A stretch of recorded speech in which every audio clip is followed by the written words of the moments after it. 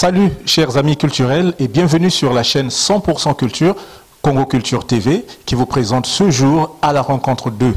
Alors aujourd'hui, Benka Robinson va à la rencontre d'un artiste très connu du public. Il s'agit de Kekolos Mfumu Mavula. En tout cas, il vient de sortir un dernier opus, un single qui s'intitule Isa Mama Africa. Autour de cet entretien, nous allons donc discuter avec Kekolos sur sa carrière, surtout sa carrière. Où a-t-il débuté et son parcours, sans oublier l'actualité qui le concerne aujourd'hui, parce que le titre Isa Mama Africa est déjà disponible sur toutes les plateformes et téléchargeable aussi sur sa chaîne YouTube. En tout cas, sans plus tarder, nous voici avec Kekolos.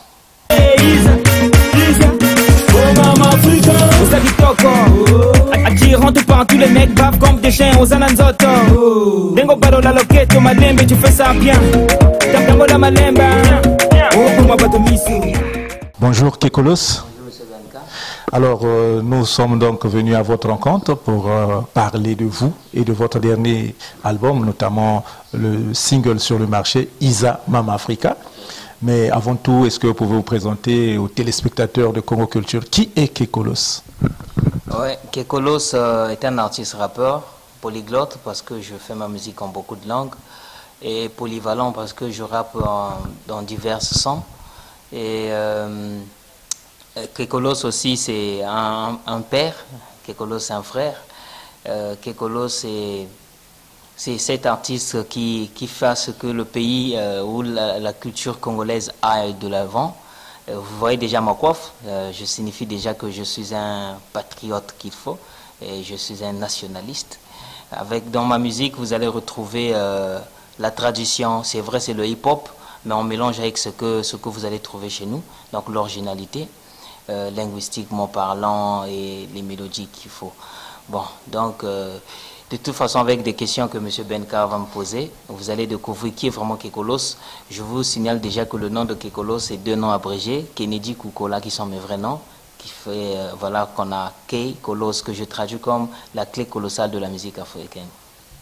En tout cas, bien dit. Alors, où et quand Kekolos a débuté sa carrière musicale? J'ai commencé ma musique dans le berceau. Pour dire que même quand je pleurais, quand j'étais bébé, je chantais déjà. Pleurer, c'est chanter. Bon, ma musique, je l'ai commencé au collège avec un ami. On avait un groupe qu'on intitulait Boussafou Squad, J-Maz, mon ami. D'ailleurs, c'est lui qui m'a aidé à faire mes premiers clips. Moi, à l'école, Vrai Congolais, autres. On faisait des choses. Mais après, c'est au lycée que je peux dire que j'ai bien débuté ma musique, parce que c'est à partir de là que j'ai commencé à enregistrer des titres. Avant, on écrivait juste. Je peux dire 2010 est déjà un bon début pour moi. C'est là où vous allez remarquer des titres qui ont marqué la scène que j'ai eu à faire. Genre, moi, à l'école, Nchilalimbo, Vrai Congolais, Mfumu Mavula, des premiers titres de Kekolos, en fait. Et en ce moment, je vivais à Poto Poto, sur la rue Mboshi. Après que j'ai eu le bac, je suis parti à Madibou. Voilà, un vrai Brazzaville, en fait. J'ai vécu partout. Oui, Mfumu Mavula, ça veut tout dire. Mais revenons un peu sur ce titre. Mfumu Mavula, c'est pas prétentieux? Bon, Mfumu Mavula, c'est un titre qui m'a été inspiré par rapport à ce que disait le public et les rappeurs, donc les collègues. J'ai commencé avec des chansons éducatives comme à l'école, Vrai Congolais, mais on me traitait de pasteur, de quelqu'un de conscient, de quelqu'un qui n'avait pas de place dans le milieu street art. Donc vous voyez comment le rap, c'est carrément la rue. Et pour me donner une place parmi ces rappeurs, il fallait faire comme eux. J'ai fait un clash, un ego trip comme Mfumu Mavula. C'est là où j'ai eu à indexer tous les rappeurs, histoire de montrer à quel point j'étais capable de faire ce qu'ils ne me croyaient pas pouvoir faire. Et Mfumu Mavula est venu de là. Donc il fallait montrer ce côté prétentieux que vous voyez là. À un moment donné, trop bon, trop couillon, il faut parfois être vantard pour qu'on t'accepte. Pour conseiller des fumeurs, il faut fumer avec eux. Sinon, ils ne vont pas te croire. Mais est-ce que ça ne vous a pas valu des représailles de la part de vos adversaires, entre guillemets? Ouais, mais j'ai toujours dit, quand celui qui se considère allié, il ne souffrira pas de ça. Mais celui qui est adversaire n'a qu'à souffrir. Sinon, ils n'ont qu'à doubler les efforts pour faire mieux que moi. C'était une façon de vraiment faire, c'était un coup de gueule. Je ne regrette rien. Et c'est à travers ou à partir de ce son qu'on m'a découvert, en fait. À un moment dans le rap, c'est tout ça. Dans le rap, faut pas être trop gentil, il faut pas être trop méchant, mais être équilibré en fait. Ouais. Bien ça.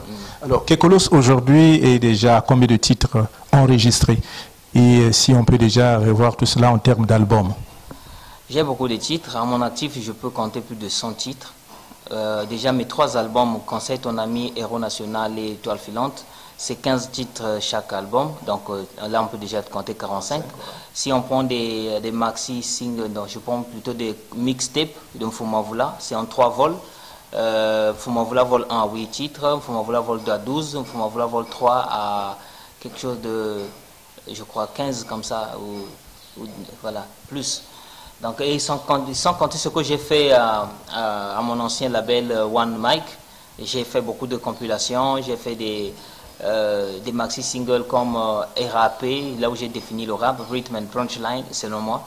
Et j'ai fait des featuring avec tous les membres de ce label. Et les titres, j'en ai plein. Il y a beaucoup de titres. Et beaucoup de gens remarquent le côté intellectuel, intelligent du rappeur Kekolos. Est-ce que vous pouvez nous parler de votre niveau intellectuel? Parce que certains doutent de cela. Que fait Kekolos? Qu'a-t-il comme niveau pour rapper ainsi dans toutes les langues pratiquement? Oh, le niveau, c'est pas grand-chose. C'est vrai que j'ai fait des études universitaires, mais après citer les diplômes, c'est sorti de mon contexte artistique. Mais sinon, Kekolos n'est pas un artiste qui s'est arrêté à l'école primaire. Déjà, quand on traverse le lycée, pour quelqu'un qui comprend bien ce qu'on dit à l'école, voilà, c'est déjà bon, quoi.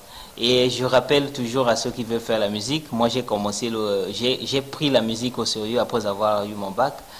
Sinon, avant, je me concentrais. Voilà pourquoi j'ai fait même le titre de tes études avant tout. Donc, avant toute chose, j'ai toujours conseillé à ces petits qui m'écrivent toutefois pour le featuring ou vouloir faire faire la musique, de d'abord aller à l'école, parce que par exemple, ce qu'on est en train de faire, c'est une interview en français, voilà. Bien que je chante en lari le plus souvent, mais là, l'interview en français, donc le niveau est nécessaire. Il y a des parties où on sera obligé de s'exprimer en français ou en anglais même. Donc, les études avant tout. Bon, pour mon niveau scolaire ou comment, c'est juste retenez juste que Kekolos est un universitaire. En tout cas, allez-y comprendre. Alors, Kekolos, nous poursuivons. Cette fois-ci, nous allons nous attarder sur le contenu de vos chansons. Qu'est-ce qui fait l'essentiel des thématiques que vous abordez dans vos chansons? Beaucoup plus les proverbes que j'utilise, la langue. C'est vrai, aujourd'hui, il y a ceux qui disent que Kekolos, pourquoi tu rappes toujours en lari? Moi, j'aimerais qu'ils changent la façon de poser la question. Il faut qu'ils disent pourquoi tu rappes souvent en lari? Parce que je ne rappe pas toujours en lari, je rappe aussi en français, lingala, kituba et anglais. Mais la particularité de ma musique, c'est des proverbes, la langue, l'originalité et les histoires que je raconte. Parce que nombre de rappeurs aujourd'hui racontent des choses fictives. Ils sont beaucoup plus dans l'utopie. C'est des choses qu'ils expliquent comme ça, qu'ils ne vivent pas. Il y a ceux qui disent dans leur texte qu'ils ont des armes, qu'ils peuvent taper tout le monde. C'est une vie imaginée, quoi. C'est des chimères. Alors que moi, dans ma musique, je raconte ce que je vois, ce que je sens, ce que je vis et ce que je remarque, en fait, carrément la réalité qu'on a en face de nous. Et votre préférence pour le lari, ça a une explication? Bon, c'est simple. Je suis né à Mukunjingwaka, déjà un quartier qui est proche du marché total. Si je ne me trompe pas, c'est dans Makele, Congo, voilà. Et j'ai passé une grande partie de ma jeunesse à Madibou, Amphilou, bien que j'étais aussi à Potopoto, Mukondo. Mais sinon, c'est le milieu et l'entourage. Donc, je ne peux pas aussi... Vous avez contrôlé pratiquement Brazzaville? Voilà. Et sans mentir, je ne rêve pas en français, enfin. Je rêve en lari. C'est une langue qui est plus proche que toutes les autres langues, mais ça ne me permet pas de rester stagné sur le lari. Voilà pourquoi je fais en beaucoup de langues. Alors, Congo Culture tient à féliciter Kekolos parce que, justement, dans le leitmotiv que nous avons à Congo Culture, c'est valoriser les langues du terroir, notamment le lari, qui est, sans le cacher, l'une des langues, sinon la plus parlée au Congo. Alors, lorsque un artiste s'exprime en lari, je pense que le public touché est tellement grand que le message passe tranquillement. Oui, bon, on peut dire cela dans le sens où le public qui consomme beaucoup plus la musique sont des chauffeurs et les commerçants la rue en fait. Donc pour moi, mon style, voilà pourquoi je l'ai à un moment donné appelé kékologie. La kékologie pour moi c'est comme un style qui consiste à rapper en langue. Je félicite d'ailleurs tous ces artistes de Pointe-Noire qui rappent en Kitouba et je félicite aussi mes frères qui font Lingala, ils sont nombreux. Aujourd'hui le Congolais a compris qu'on ne peut pas parler de l'originalité du rap congolais si on le fait en français, sinon il restera juste de dire à notre équipe nationale Diable Rouge de jouer avec les maillots français. Ça c'est quelque chose, je ne sais pas s'il faut qu'on parle du rap congolais si on le fait toujours en anglais-français. L'originalité, je ne sais pas si on se basera juste sur les mélodies, mais sinon moi je me disais que les langues aussi qu'on pouvait compter de quelque chose. Et surtout, on va prendre l'exemple de pas mal de pays comme le Sénégal. Il y a Youssou N'Dour qui fait en Wolof, il y a Tchalawana qui fait, même les artistes de la RDC sont en Lingala. Lingala ça fait carrément congolais. Et il y a aussi un artiste ghanéen qui fait en langue de chez lui, Sarkodie. Pas mal d'artistes, les Togolais Toufan, ils font tout ce qu'ils nous envoient, c'est en langue, on ne comprend rien. Eddie Kenzo, Diamant Platinums. Donc déjà quand on écoute ces artistes-là, on sent carrément la culture de leur pays. Ils sont originaux, on n'a pas de reproches à faire à ces gens-là. Sinon ils nous font juste savoir qu'est-ce qui se passe chez eux. Nous aussi on peut faire pareil, mais comme on veut partir on veut urbaniser notre musique, on est parfois obligé de faire du copier-coller. Mais sinon, j'aurais bien invité les autres artistes de toujours insérer les instruments de chez nous ou encore quelques mots de chez nous parce qu'on doit être proche du public. C'est bien ça, il faut être proche du public, c'est le consommateur du produit d'ailleurs, et donc à l'écoute du public, Kekolos en tout cas est un modèle par excellence parce qu'il écoute le public, il s'en inspire grandement avant de composer ses titres. Aujourd'hui, Kekolos, lorsque vous faites le point depuis que vous avez commencé jusqu'à aujourd'hui, vous donnez quel niveau dans la hiérarchie du rap congolais? Sans vouloir me vanter, je sais que si on fait le top 5 des meilleurs rappeurs congolais, je ferai partie, même si je serai le 5e, pas pour ne pas dire premier, mais je suis parmi les 5 premiers. Vu le temps que j'ai eu à faire dans ce game, j'ai commencé en 2010, c'est cette année que je devais faire mon concert de 10 ans de carrière. Et c'est pas trop tard, on l'a juste reporté par rapport à coronavirus, on le fera en février 2021. Donc je fais partie maintenant des pionniers et des anciens parce qu'aujourd'hui on a une nouvelle génération qui frappe, que je félicite en passant. Cette nouvelle génération s'en souviendra de ce qu'on a fait parce que je ferai partie de ceux qui ont donné peut-être cette envie à certains rappeurs. Un vrai précurseur. Voilà, je dirais quand même qu'il y a eu ceux qui ont rappé avant moi en la rue en langue. Mais pas avec le même succès. Voilà, ils étaient là, ils ont raconté des choses, mais moi je suis venu avec une éducation dans ce qu'ils ont fait, avec les mêmes mots, mais j'ai transformé leur musique en éducation, quelque chose qui ne touchait pas. Et après, bon... C'est au public de dire qui je suis dans cette musique, si je suis un polar ou un vrai, les vrais ni les faux. Mais dans tous les cas, Kekolos c'est déjà une référence. Je pense que lorsqu'on parle de Kekolos, chacun de nous se fait déjà une idée de qui c'est. Alors, Kekolos, quand vous parlez des jeunes qui arrivent, vous parlez aussi de ceux de votre génération. La question qui me vient à l'esprit, c'est celle de savoir quel genre de relation vous entretenez avec vos amis rappeurs. Est-ce que vous avez des amis? Je n'ai que des amis. C'est des ennemis qu'on n'aura pas. Déjà après, la musique que je fais est éducative à la base. Donc je fais de mon mieux d'être exemplaire. Je suis contre la violence et je suis beaucoup plus amical et fraternel. Donc ce qui se passe quand on fait des clashs et des ego trips, c'est juste une façon de monter la notoriété de chaque artiste. Je montre juste le niveau où je me trouve. Il y a ceux qui se vantent être numéro 1, être les kings, des boss. Et dans le rap, ça compte, c'est quelque chose. C'est bonne guerre. Voilà quoi, c'est des bonnes guerres, c'est l'amusement, il y a le fair play à la fin. En musique, on peut se dire des choses, on peut se clasher, mais dans la vie privée, c'est des potes, on est bien, on se dit des choses, on se complète. Voilà quoi. Et ça alimente la polémique, tout ça. Voilà, la polémique, c'est nécessaire aussi. Seulement, il faut que ça soit une polémique intellectuelle, c'est-à-dire une polémique constructif, quoi. Que normalement, dans les autres pays, quand il y a des polémiques, c'est commercial. C'est-à-dire qu'ils font exprès pour susciter un peu voilà, susciter les ventes et autres. Mais ici, chez nous, ça ramène à la violence. Le public ne comprend pas, ils se font des choses. Déjà, aux États-Unis, les polémiques, c'est pour de vrai. Depuis la nuit des temps. Voilà, c'est des shots, des guns, c'est des tirs, c'est des assassinats. Mais c'est pas ce qu'on veut vivre ici. On n'a pas les mêmes cultures. Ici, on a vécu pas mal de choses comme événements et je crois que les artistes devraient plutôt se concentrer sur l'union ou peut-être, comment je pourrais appeler ça, c'est-à-dire que rassembler les peuples, voilà pourquoi. L'unité. Voilà, l'unité exactement. D'ailleurs, c'est ce que j'ai cité dans ma chanson Vrai Congolais, Tolingana, j'ai des titres comme ça, des titres de paix. Là où je montre au moins aux Congolais que voilà ce que vous devez faire.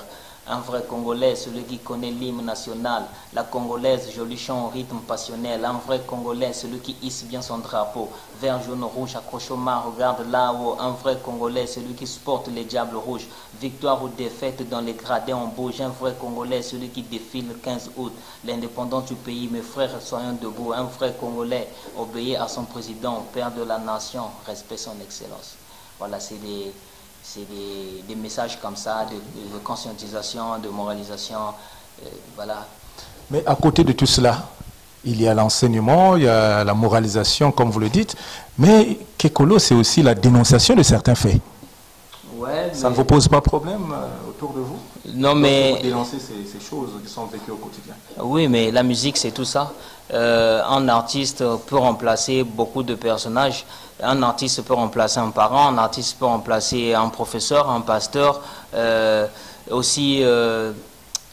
non, c'est tous ceux qui sont responsables. Un artiste, normalement, c'est un artiste qui se respecte et au-delà d'un responsable, quoi.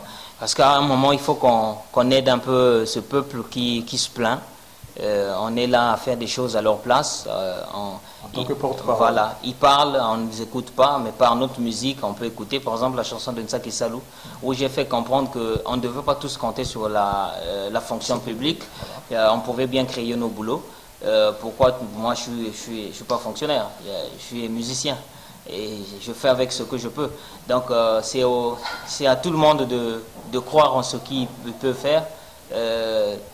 Vivre, c'est pas seulement être aidé par l'État. On peut aussi vivre sans l'aide de l'État. C'est des créativités. De toute façon, quand tu crées quelque chose de positif, je crois que c'est après qu'on pourra te soutenir.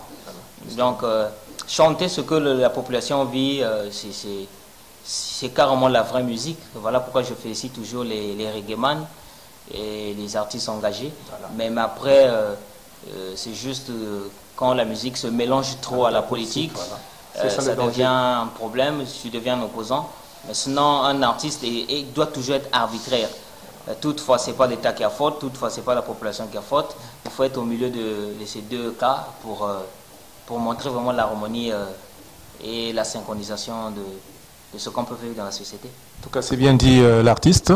Alors, Kekolos, une question simple, pour une réponse simple également. Okay. Est-ce que l'artiste vit de son art?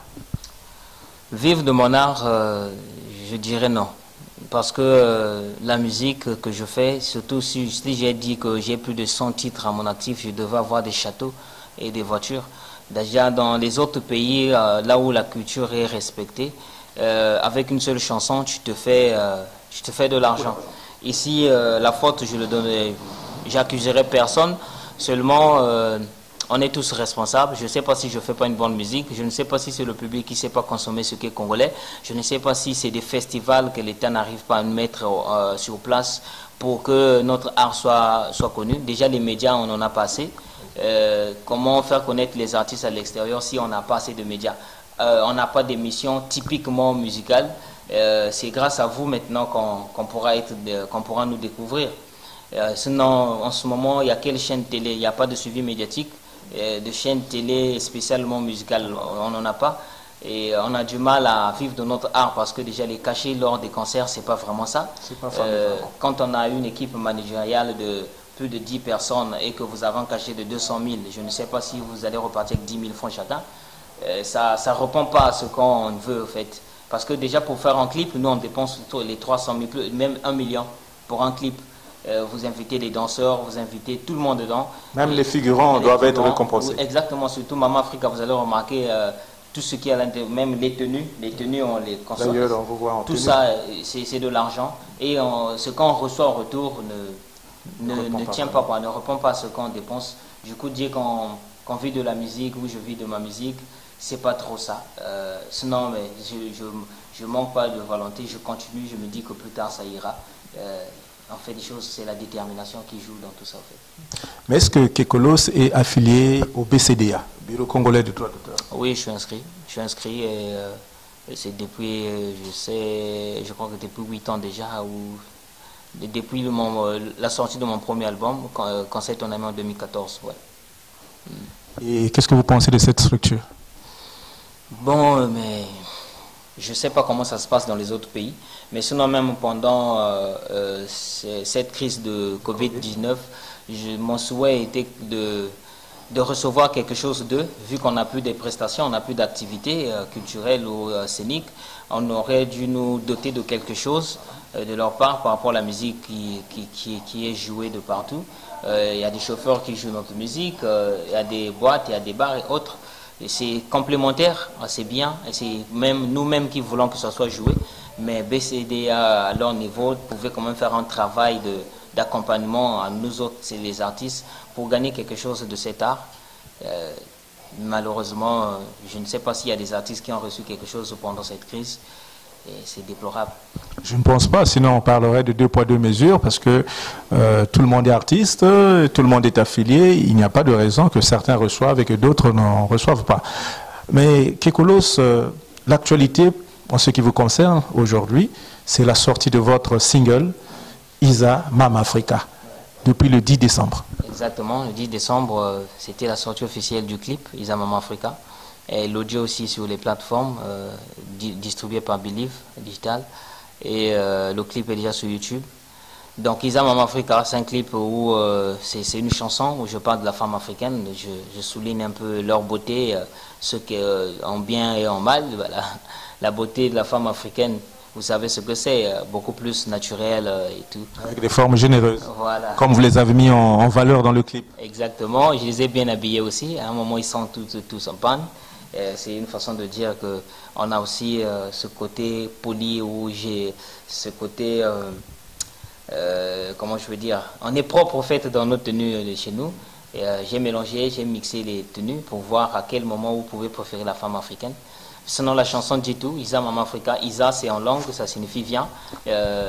J'invite les autres frères des autres continents peut-être de venir découvrir les vrais Mama Africa ici, et de comprendre à quel point elles sont valeureuses. Moi, j'ai toujours dit en Afrique, on n'a pas que du pétrole, on a aussi les femmes.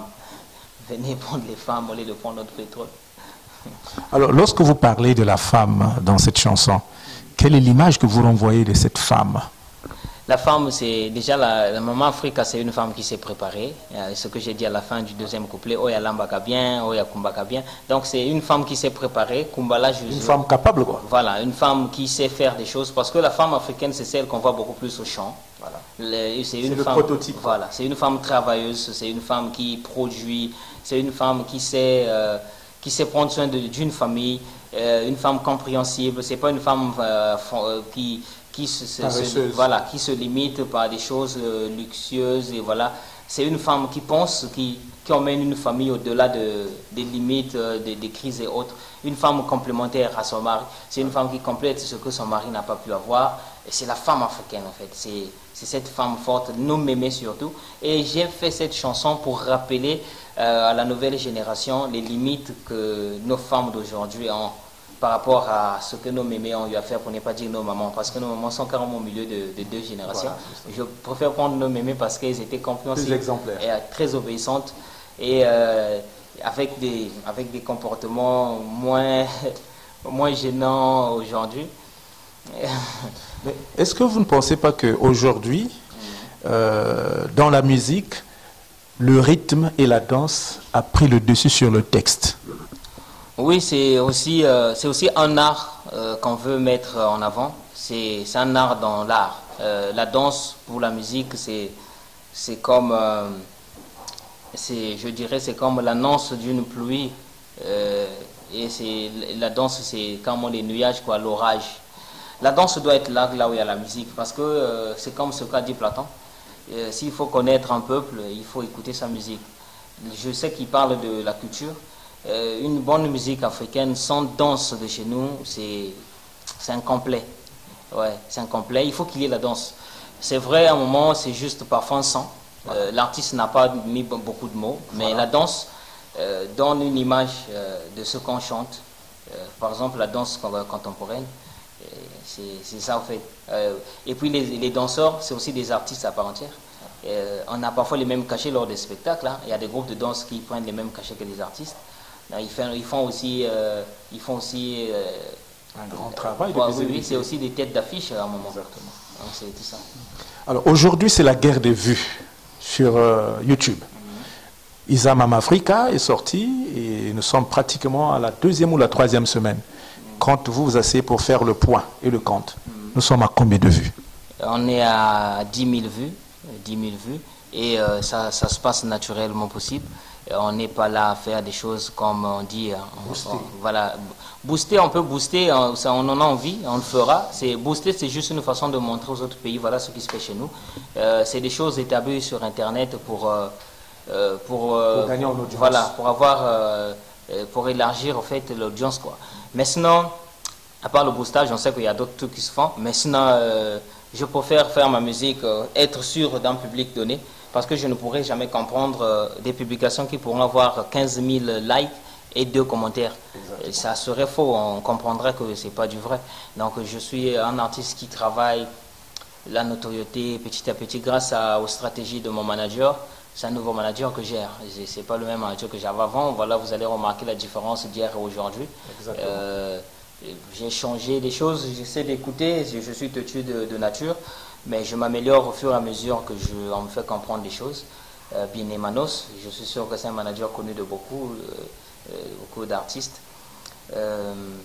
Voilà, donc les choses changent, mais concernant les vues, je suis dessus de rien, et ça marche petit à petit, ça viendra, on ne force pas la musique. La rue, on ne corrompt pas la rue. Hein. Aujourd'hui, si une chanson a plus de vues sur Internet et qu'au pays on ne l'écoute pas, ça sonne déjà faux. C'est paradoxal. C'est paradoxal. Oui, c'est carrément, c'est quel paradoxe. Déjà aujourd'hui, on ne peut pas comprendre une musique qui arrive à faire mal sur Internet et au niveau national, on ne l'écoute pas. C'est comme habiller un fou, quoi. Justement.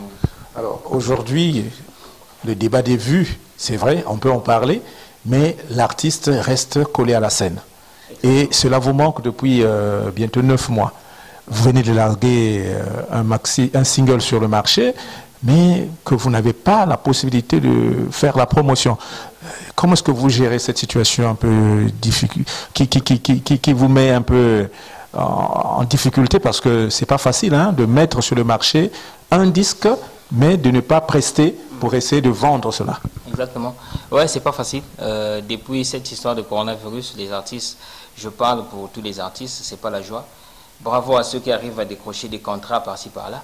Mais après, c'est pas la majorité, hein, c'est 2-3 artistes. Les artistes sont en manque, pas d'inspiration, mais de soutien. Depuis toujours, mais là c'est pire. Moi, par exemple, depuis 2019, j'ai mis en place un plan B. C'est un projet qui consistait à sortir des singles après 3 mois ou 2 mois. Plan B, j'avais commencé avec Menace Obscure, j'ai lancé Ekosimba, après Tosakana, là nous sommes à Isa Mama Africa, mais à l'intervalle, j'ai eu à faire un son de sensibilisation sur le coronavirus, j'ai intitulé Corona Finition. Et tous ces sons, je n'ai pas encore eu l'occasion de les prester sur scène, parce que c'est une année que, bon, je ne me plaindrai pas, parce que ce n'est pas seulement moi. On a tous subi pendant cette année. C'est un fait universel. Voilà, donc dans tous les domaines, tout le monde, on est contre mur, mais on fera avec. Espérons juste que l'année prochaine, les choses changent et que cette pandémie passe. On veut vivre notre art, on veut vivre tant de choses, on veut être en communication avec le public. C'est vrai, aujourd'hui, c'est des concerts virtuels sur Internet, mais on veut vraiment faire le concret, quoi, du concret comme on le faisait avant. Est-ce que Kekolos et aussi adepte des featuring? Si oui, avec quel artiste avez-vous déjà collaboré? Oui, les featuring, les collaborations, c'est toujours bien parce que j'ai toujours défini le featuring, c'est une façon de rassembler deux publics. Un artiste qui a son public, j'ai mon public, enfin fit, c'est bon. Si il est dans notre pays, c'est comme l'échange des frontières. Voilà, échange culturel. Voilà, on va me découvrir chez lui, on va le découvrir ici. Mais au-delà de ça, le featuring c'est aussi un fait business, c'est-à-dire que celui qui a plus de noms attend, voilà, il attend à ce qu'il soit payé pour faire un feat. En fait, il donne la visibilité à un artiste non connu. C'est aussi un business de ce côté-là. Mais les featuring, j'en ai fait avec des artistes beaucoup plus décalés, comme Epela d'Azur, Eric Nsoni. J'ai eu aussi à faire des featuring avec pas mal d'amis, rappeurs, là où j'étais à One Mic. J'ai aussi eu à faire avec des... Là déjà, il y a des featuring en vue avec des artistes. De toute façon, on veut pas pour l'instant... Justement, cela reste secret. Hein? Alors, quand Congo Culture a parlé déjà avec ses abonnés en disant que Kekolos serait notre invité, certains parmi eux n'ont pas hésité de nous poser quelques questions. Et parmi ces questions, il y a une question qui disait que Kekolos, apparemment, se fait passer pour un professeur. Est-ce qu'il est également professeur dans la vie courante? Bon, mais professeur, c'est trop dit. En fait, ce débat revient toujours de temps en temps. Concernant l'enseignement, c'est juste que je maîtrise la langue anglaise du peu que je peux. Et ça m'est arrivé Dispenser des cours. Voilà, des cours à la maison, chez les gens, des cours accélérés.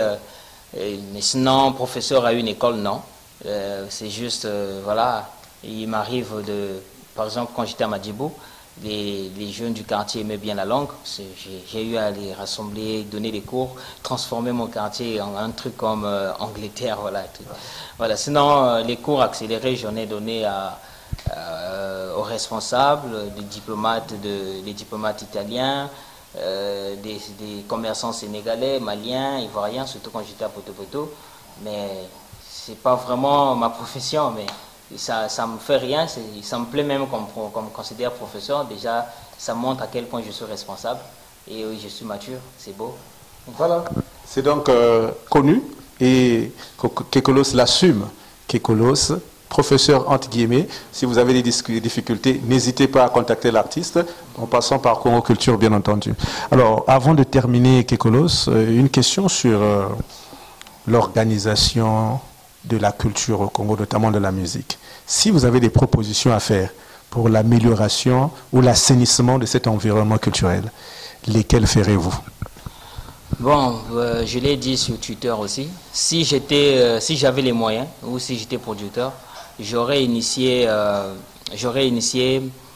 une compilation chaque 6 mois de tous les artistes. Je rassemblais les rappeurs, on faisait une compilation de plus de 15 titres ou 16 où on va retrouver tous les artistes. En fait, mélange Brazza, Pointe-Noire, Dolisie, on mélangeait les artistes, on prenait les meilleurs, on faisait une compilation. Et à la sortie de cette compilation, on organisait un grand concert, un grand festival où tout le monde pouvait d'abord passer en single, en solo, avant qu'ils fassent des chansons de featuring. Et au-delà de ça, j'aurais bien souhaité aussi qu'il y ait un prix fixe pour chaque artiste, en fait. Avant de bien payer les artistes qui viennent d'ailleurs, il fallait que les artistes congolais soient bien payés par rapport à ce qu'ils donnent. Et à partir de là, on pouvait censurer ce qui n'allait pas vraiment matcher. Et je crois que si un artiste congolais arrive à avoir des millions comme cachet, il va toujours construire au Congo. Ça fera aussi que le Congo, voilà, ça sera ce qu'aussi le Congo soit construit quelque part. C'est-à-dire qu'on verra des habitats plus propres qu'on le voit aujourd'hui. Mais c'est déplorable qu'on voit les artistes jusqu'à aujourd'hui prendre des bus et des taxis. Ça fait pas beau. Voilà. Donc l'amélioration que je pourrais peut-être un jour apporter dans la musique congolaise, c'est faire des bons cachets et créer un bon festival et pouvoir mettre en place une plateforme qui va réunir les artistes de temps en temps, faire des compilations ensemble et la sortie officielle qui va nécessiter peut-être un grand concert.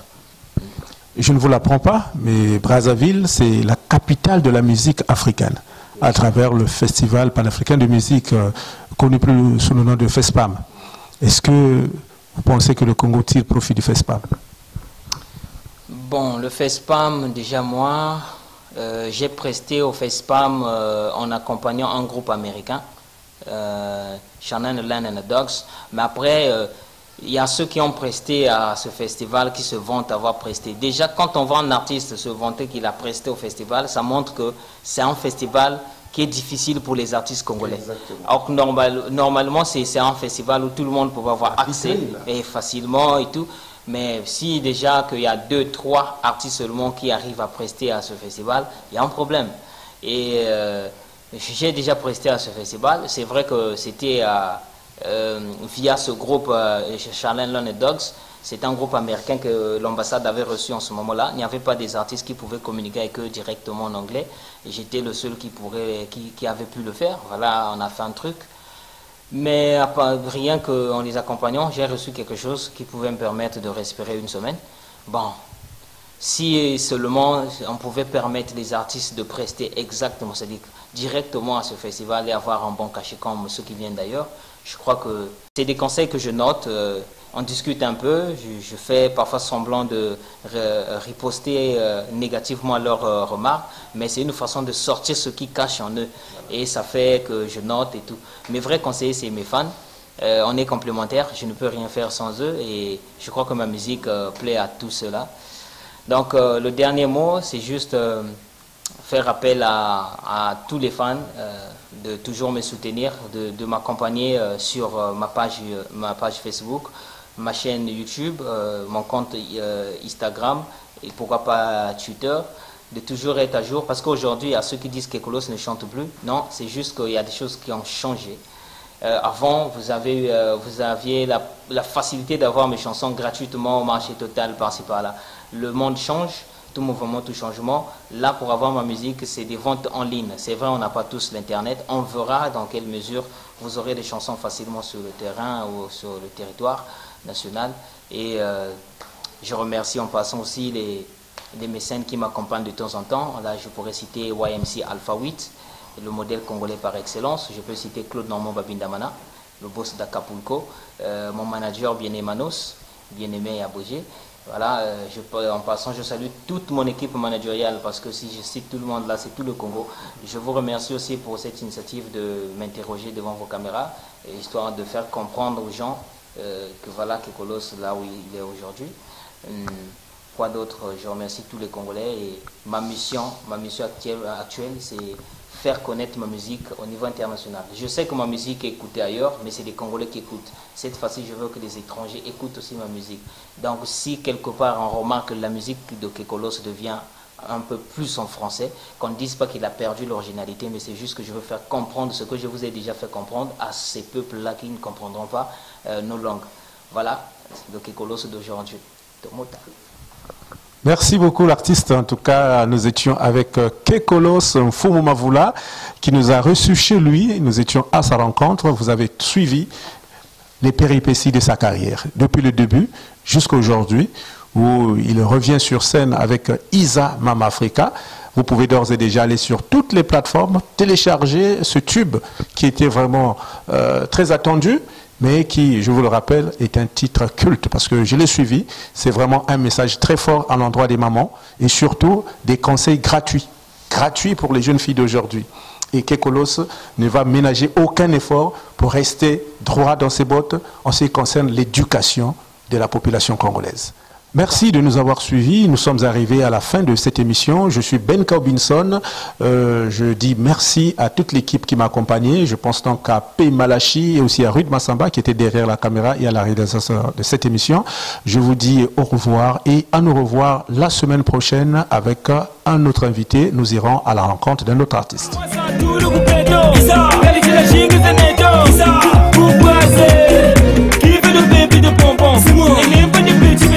C'est bon, déjà ça prend ça pendant. Isa, Bika Bakento Matine.